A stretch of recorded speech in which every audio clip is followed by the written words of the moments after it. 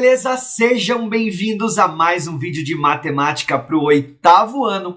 Eu sou o professor Jonatas e nessa aula, nesse vídeo, nós vamos trabalhar assuntos sobre sequências, expressões algébricas, monômios e polinômios. Fica ligado, preste atenção e vem comigo. Muito bem, pessoal, dá uma olhada nessa sequência aqui com figuras. Você poderia me dizer aí qual é a figura que vem na sequência? Qual seria a próxima figura? Para a gente conseguir definir corretamente qual vai ser a próxima figura dessa sequência com figuras, nós precisamos descobrir aqui um padrão. Existe uma repetição nessa sequência, né? E o padrão ele está bem simples. Olha, observe que nós temos triângulo, circunferência, quadrado. Triângulo, circunferência, quadrado. Então, a sequência tem um padrão de repetição aqui de 3 figuras, né? Nós podemos observar aqui triângulo, circunferência aqui e quadrado, fecha aqui uma sequência. Depois é só ir repetindo, ok? Então, se aqui acabou no quadrado, com certeza a próxima começaria com um triângulo, é ou não é? Bom, isso aqui foi tranquilo, mas e se eu te perguntasse qual seria a 28ª figura dessa sequência? É muito importante que dentro de sequências matemáticas você consiga entender esse padrão e generalizar o raciocínio, para que você não precise escrever todos os termos até o 28º. Bom, como é que eu vou interpretar essa sequência? Eu observei lá no começo do vídeo que essa sequência apresenta um padrão de repetição aqui de 3 figuras, né? Triângulo, circunferência e quadrado. Então, sempre na minha repetição, a primeira figura é o triângulo, a segunda é a circunferência e a terceira é o quadrado, tá? A partir disso, a gente tem repetição. Então, o ciclo ele é fechado em 3, tá? Se eu perguntei a 28ª figura, quantos ciclos fechados de 3 nós conseguiríamos? Vamos dividir 28 por 3, né? 28 por 3, 3 vezes 9 dá 27, resta 1. Significa que nós vamos ter 9 ciclos se repetindo com triângulo, circunferência, quadrado. Triângulo, circunferência, quadrado. 9 vezes, ok? 3, 4, 5, 6, 7, 8. 9 ciclos completos. E aí nós vamos ter uma figura começando o que seria a 10ª sequência. Qual é a figura que começa? É o triângulo. Então, a 28ª figura seria um triângulo. Esse raciocínio que eu utilizei aqui serve para a gente generalizar essa sequência. Vamos dar uma olhada em mais alguns exemplos. Vamos lá, observe agora essa sequência formada aqui por bolinhas da cor azul, tá? E observe que existe aqui uma lógica para que essa sequência seja continuada. Aqui no primeiro desenho, na primeira figura, nós tínhamos apenas uma bolinha azul. Tudo bem? Aí o seguinte, eu aumentei aqui uma bolinha na linha, né? E aumentei aqui uma na coluna. Então ficamos com 2 linhas e 2 colunas, ao invés de uma linha e uma coluna, o que passou a nossa figura para 4 bolinhas azuis, tudo bem? Então, na figura 1, nós tínhamos apenas uma bolinha. Já na figura 2, nós temos 4 bolinhas. O que aconteceu? Aumentei uma coluna de bolinhas azuis aqui, uma fila de bolinhas azuis aqui, tem um desenho de 3 por 3. Então, na nossa figura 3, nós vamos ter 9 bolinhas. Para descobrir a próxima figura, eu poderia desenhar, acrescentar uma coluna de bolinhas e uma linha, tá? Com 4 bolinhas azuis em cada. Nós teríamos uma figura com 4 linhas e 4 colunas, né? 16 bolinhas. Mas e aí, se eu quisesse a 8ª, a 9ª, a 10ª figura, será que eu preciso construir todas? Não é mesmo? Nós podemos generalizar essa sequência. Observe que aqui o resultado, número de bolinhas, sempre é a posição da figura na sequência. Lembrando que a primeira figura ocupa o primeiro lugar da nossa sequência, né? Então, o número de bolinhas sempre vai ser o número da posição elevado ao quadrado. Olha só, primeira figura, 1 elevado ao quadrado, dá 1. Segunda figura, posição 2, né? A segunda figura, 2 ao quadrado, 4. 3 ao quadrado, 9. Então, vamos lá, gente. Se eu quisesse a 8ª figura, sem precisar desenhar, eu poderia calcular. Bom, a figura 8 vai ser 8 elevado ao quadrado. Nós vamos ter uma resposta de 64 bolinhas azuis, tá bom? Observe que essa generalização é para esta sequência. Cada sequência tem o seu próprio raciocínio, o seu próprio desenvolvimento. Gente, olha que bacana essa sequência aqui, tá? Bastante gente tem dificuldade de interpretar e de identificar qual é a lógica aqui por trás dessa sequência de números. Mas vamos lá. Nós temos aqui a primeira posição com o número 1, a segunda posição também com o número 1, tá? Aí nós temos a terceira posição aqui, número 2, quarta posição e assim por diante. Observe que nesta sequência, para construir essa sequência, eu preciso somar o número com o antecessor para que aí eu consiga o resultado da posição. Nossa, professor, fala português que eu não entendi nada. Olha só, gente. 1 mais 1 resulta no próximo termo, que é 2. Já o 3 é a soma de 1 com 2. 1 mais 2 resulta no 3. E o 5 é a soma dos dois números que vêm antes do 5. 2 mais 3, 5.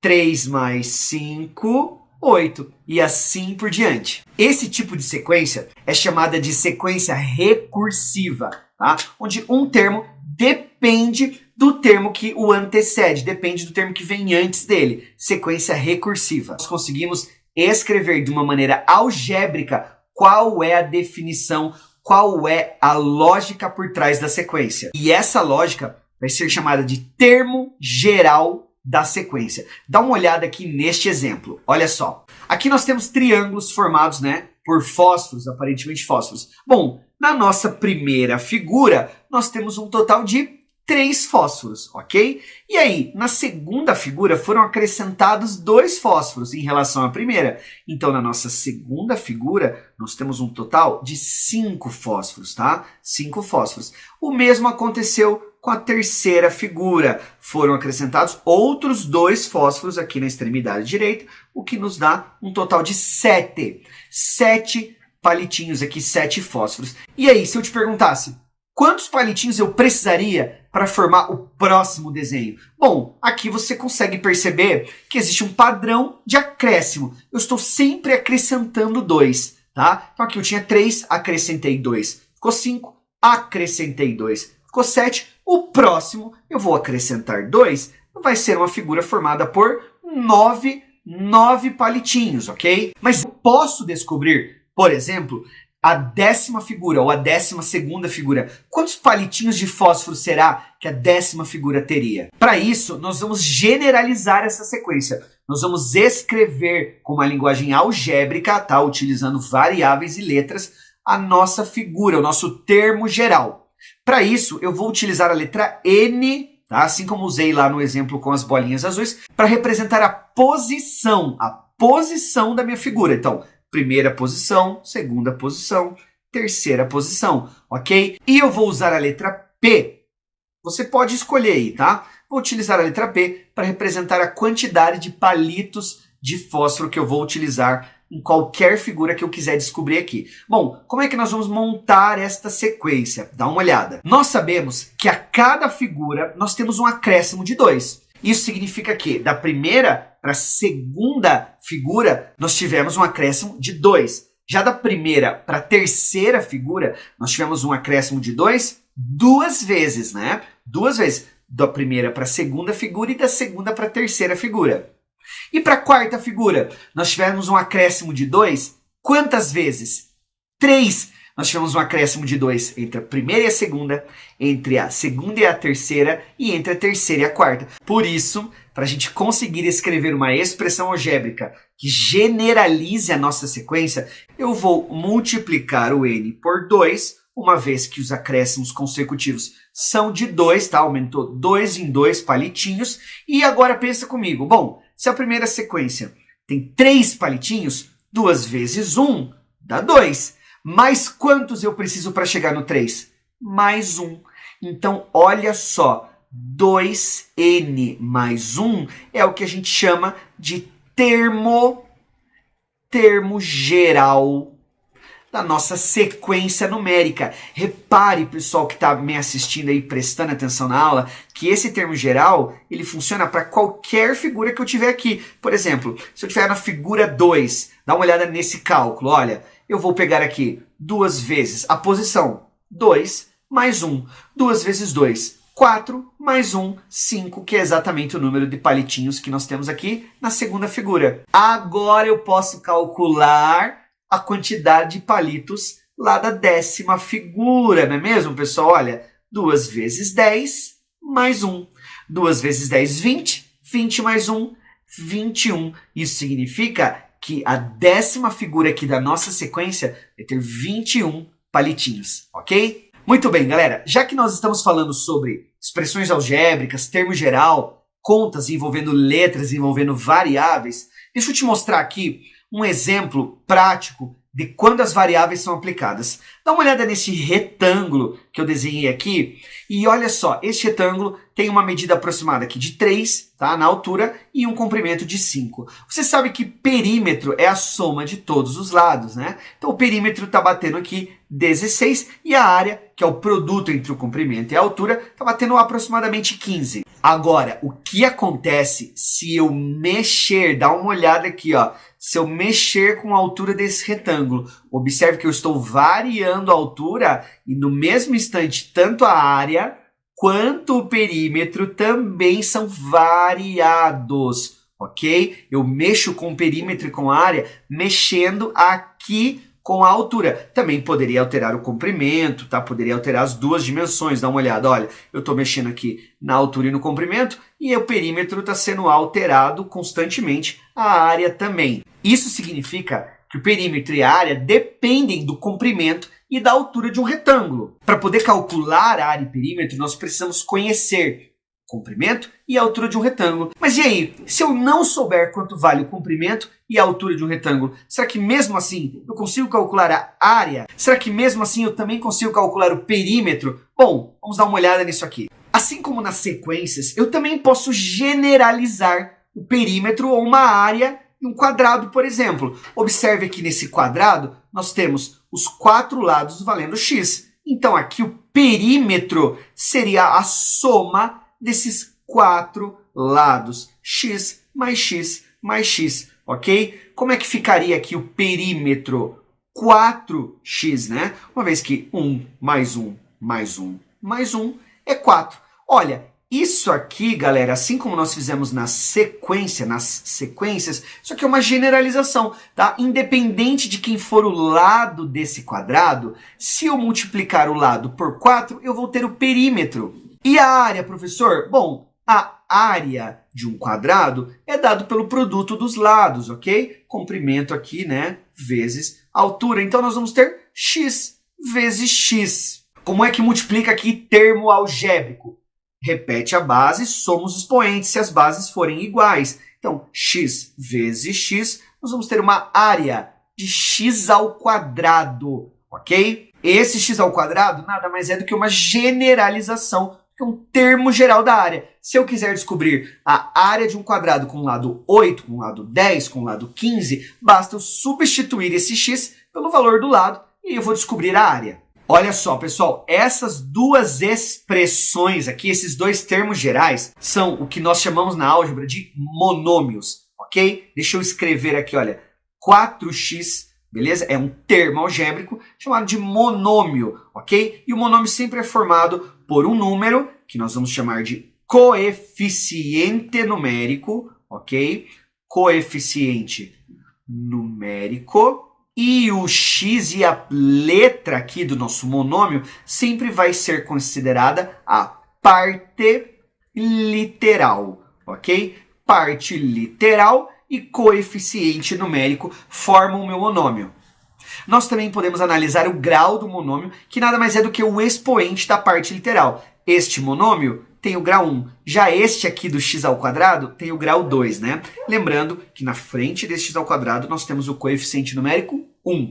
Agora dá uma olhada aqui numa outra generalização, num outro exemplo, com um retângulo com dimensões 2x aqui no comprimento, x mais 3y na altura. Repare que esse 2x é um monômio, ok? Nós temos um termo algébrico aqui, coeficiente 2, parte literal x. Já o x mais 3y não é mais considerado um monômio. Como ele tem dois termos algébricos, olha, 2, ele já é considerado um polinômio, ok? Poli mais de 1 tá? Então nós temos um monômio e um polinômio. Bom, vamos lá. Como que nós poderíamos calcular aqui o perímetro desse retângulo? Perímetro é a soma de todos os lados. Então aqui nós temos um 2x e aqui nós também temos um x mais 3y. E olha só, presta muita atenção aqui nesta regrinha. Na hora da gente somar todos esses lados, então 2x aqui em cima, 2x lá embaixo, x mais 3y aqui, x mais 3y,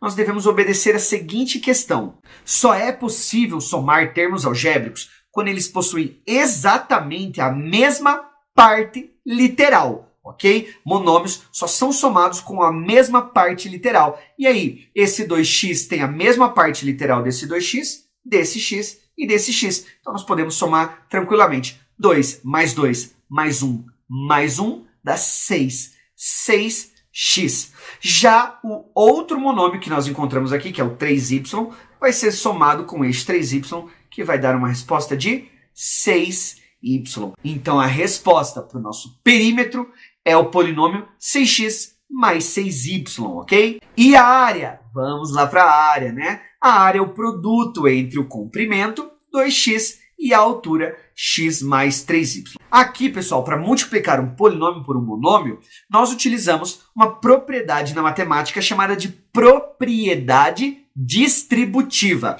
ok? Guarde esse nome, propriedade distributiva, que indica que este 2x está multiplicando não só o x, como o 3y também, ok? Então, nós temos que fazer duas multiplicações.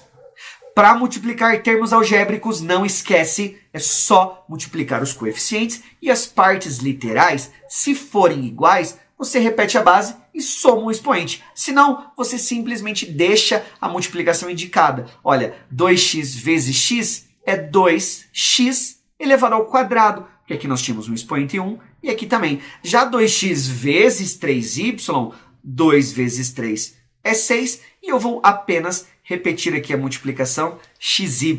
Então, este polinômio representa a área. Como se eu generalizasse aqui neste retângulo, ok? A área vai ser calculada através deste polinômio. Só você substituir ali o x por um valor e o y por outro.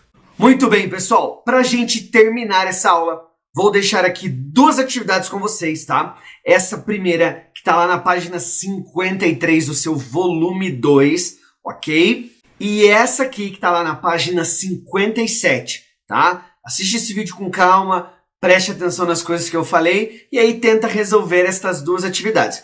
Lembrando que essas duas atividades também vão estar aqui, ó, na descrição desse vídeo, beleza? E chegamos ao fim de mais uma aula, mais um vídeo. Espero que vocês tenham gostado, espero que vocês tenham aprendido. Se gostou, deixa o like, compartilhe esse vídeo e a gente se vê na próxima aula, onde eu vou corrigir as atividades que ficaram aqui, ó, não esquece, na descrição, beleza? Um abraço para todo mundo!